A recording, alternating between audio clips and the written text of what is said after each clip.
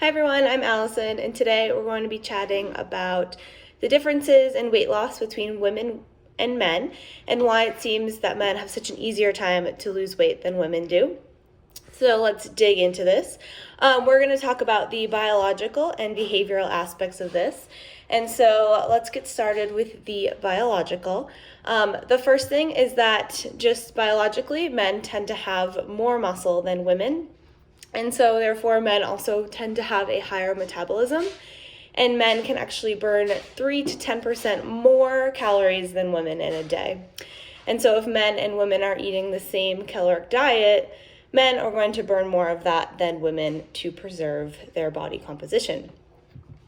There are also some research around brain differences.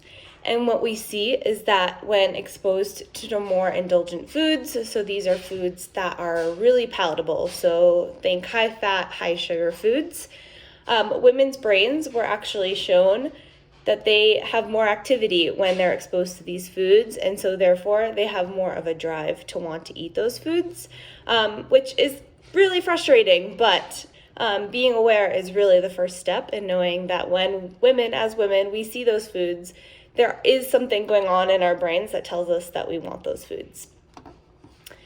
There's also quite a big difference when it comes to hormones. Ghrelin, which is the hormone that tells you that you're hungry, actually spikes after a workout in women, while leptin, which is the hormone that tells the brain that you're satisfied, tends to plummet. And this leads women to eat more when they work out or after they work out. So they're more likely to overconsume when they work out compared to men.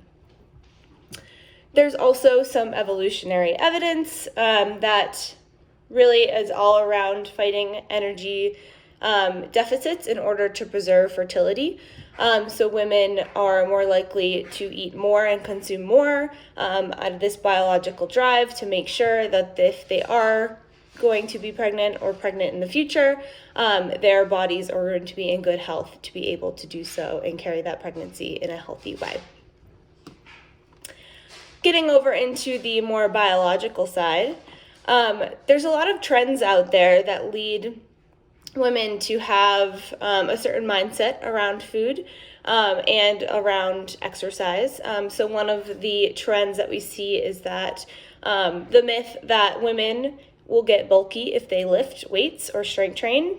So this myth is a myth. It's not true that if, there is a potential for women to gain a lot of muscle mass, but most of the time with women, if they are strength training, it's going to be really positive for their health and have a lot of great benefits, and they're not going to get bulky as the media may tell you.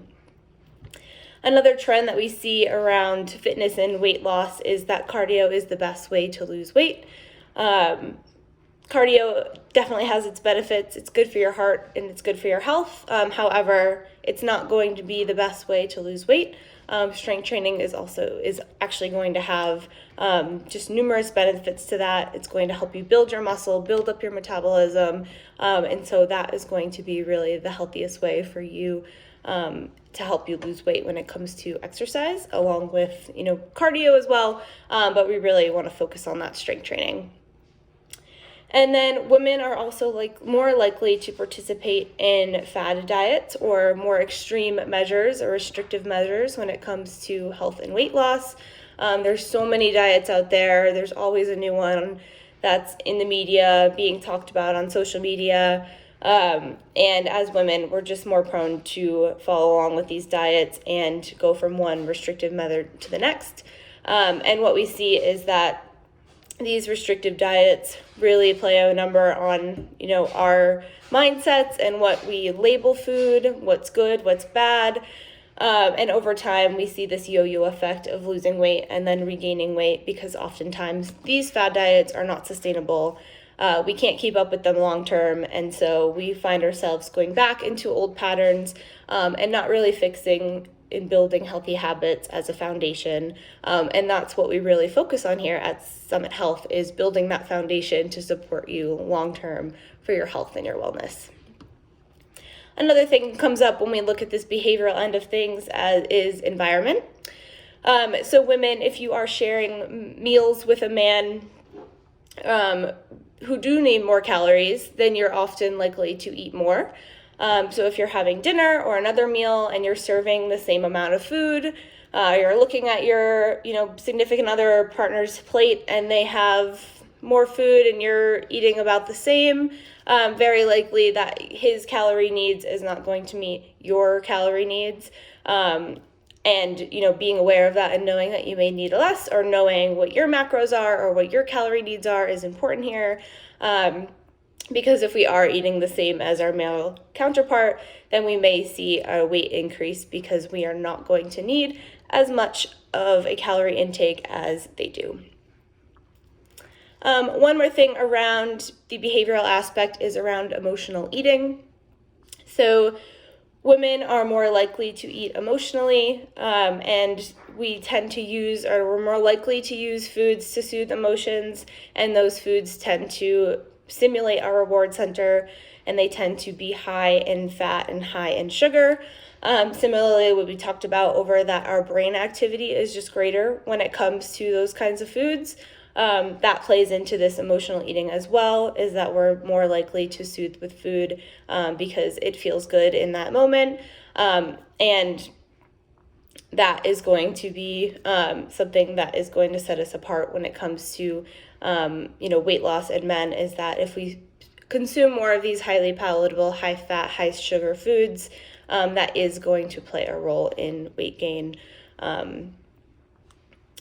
So those were some of the biggest things when it comes to the differences between men and women in weight loss. And women, if you're feeling a little bit frustrated by this, totally understandable. It is frustrating, but there are quite a bit of things that we can do to help, with our weight loss journeys and our health journeys. And the biggest thing here is build a strong support system, and that's what we're doing on this Facebook page. Is you have this awesome support system, so lean into that when you have questions or you're having trouble. There's a community here to support you. Along with that, friends, your coach, if you have a coach at Summit Health, they're a great resource for this, and others in your life that are focused on improving their health.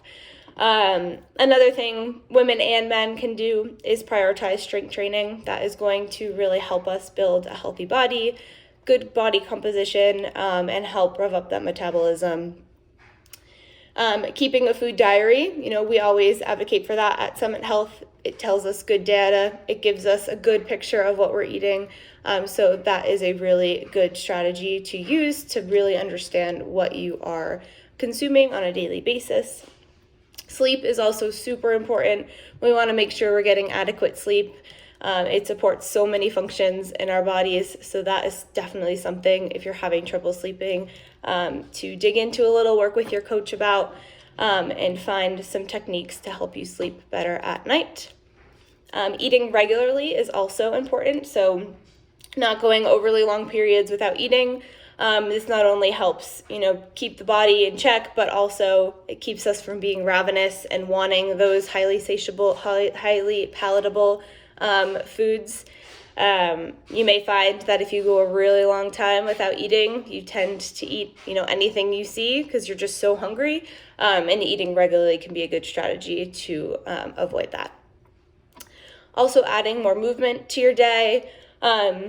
Movement a little bit different than exercise, so you may be crossfitting or doing something to really get your heart rate, but when it comes to movement, just getting in some just daily movement like walking or taking the stairs, parking further away from a store, and just moving your body more often rather than sitting, because that will help get your body moving, help burn more calories, and overall is just very good for you.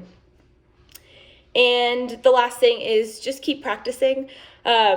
Eating habits are going to come over time. They're going to come with practice, and they get easier over time. So think about, a habit you really want to build. Figure out where that starting place is for you, and over time keep practicing, and eventually it will become part of your automatic daily routine.